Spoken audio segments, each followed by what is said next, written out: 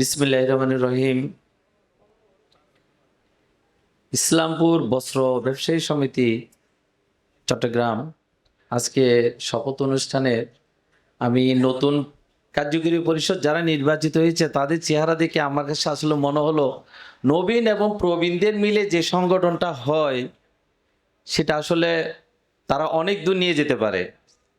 আজকে আপনারা আমাদের ঢাকা চট্টগ্রাম ব্যবসায়ী সমিতির সাধারণ সম্পাদক যে কথাটা বলে গেছেন একটু আগে, যে চিটাগাংয়ের চট্টগ্রামের মানুষ আমরা কিন্তু একটা সময় খুবই নির্যাতিত ছিলাম। হয়তো আমি 1998 সালে আমি যখন আসি তখন চট্টগ্রামে কিন্তু এত মানুষ আমরা দেখি নাই। আমরা হাঁটে হাঁটি যখন পা পা করে যখন দিন আস্তে আস্তে সামনের দিকে যাচ্ছি তখন বিভিন্ন সময়ে বিভিন্ন জায়গায় আমরা অনেক হয়রানির শিকার হয়েছি।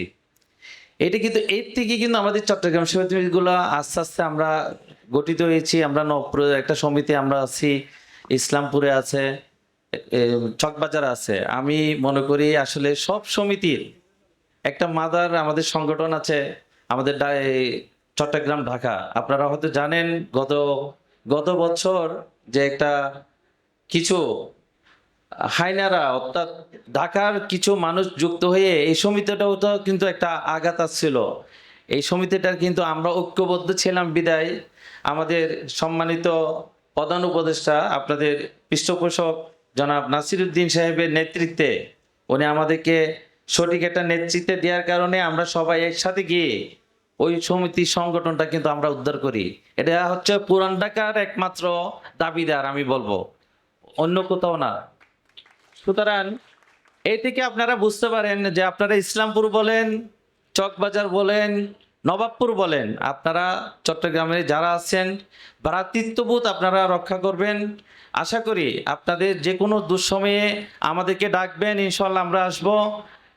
আমরা এই ঢাকা চট্টগ্রাম ব্যবসায়ী চকবাজারেও যদি কোনো প্রবলেম হয় আমাদেরকে বলে আমরা যাব, এবং আমাদের কোনো সমস্যা হলে আপনারা আসবেন। তাহলে সুতরাং এখানেই যদি আমরা মিলবন্ধনটা তৈরি করতে পারি আশা করি আমরা অনেক দূরে এগিয়ে যেতে পারবো। আর নতুন কমিটি যারা হয়েছেন তাদের জন্য শুভকামনা রইল। তারা আমাদেরকে একটা নতুন, আজকে আমাদের যুগ্ম সাধারণ সম্পাদক একটা কথা শুনলাম যে ডিসেম্বরে তারা একটা আমাদের মেজবান হয়তো উপহার দেবে। আসলে চট্টগ্রামের ট্র্যাডিশন কিন্তু মেজবান, সুতরাং এটাতে আরো মিলবন্ধন আরো তৈরি হবে।